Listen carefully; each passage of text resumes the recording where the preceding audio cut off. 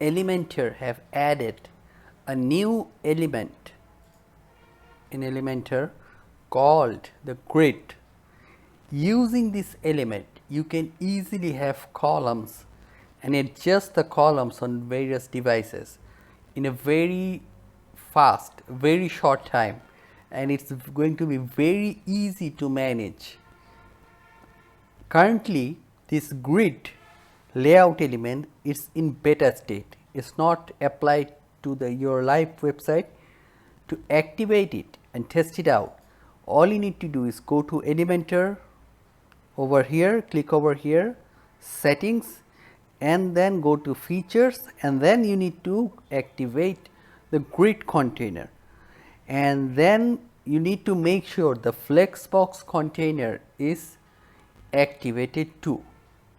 You will need that activated in order for you to have the grid container element activated. Okay. Then what you need to do, all you need to do is grab this element over here, okay. I have added this. Now all you need to do, very easy and efficient container example. So firstly I added this duck image, and then when I duplicate this, you see that it goes to the side, okay. Then I duplicate it again, it goes to the side. So I will just add another image like this flower image. I will also choose another image for this, the fox image, and then when I duplicate it again, it goes to the bottom over here. I will show you how I can adjust this. So this is a scenery image, and then if I duplicate it again, it goes to the right, okay. I can have this image over here.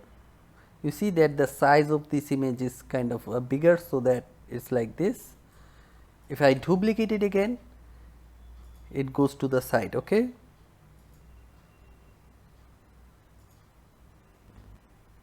Can add this one or this one, whatever you want, okay. Okay. So why it's going to be very easier to manage using the grid element over here. So this is not a container, this is a grid, the new element. Using this new element, you see over here columns currently set to 3. I can easily set it to 2. Then it will set the number of columns to 2, or I can set it to 1. It can set to 1. So this is a very big deal. Okay, you don't need to choose each column and set the width. Okay, so it's very easy. See, I can make it 4 columns, I can make it 6 columns, I can make it 8 columns. Okay,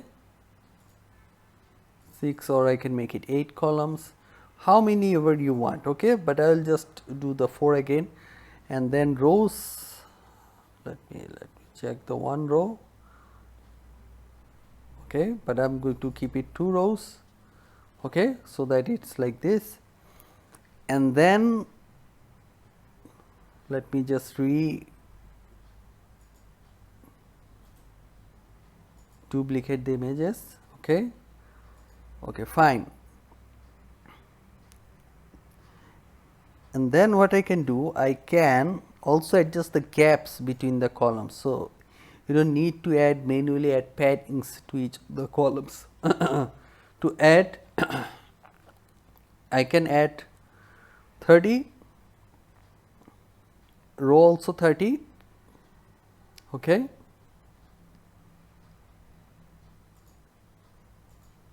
Great, okay. And or I can reduce it to 10 or 0, no spacing between. Okay, you see that over here.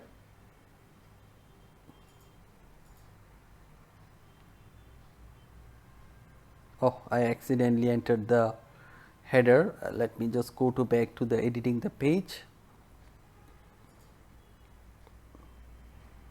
Okay, you can also see these options over here, you can adjust them and align. You see, you can use these options over here.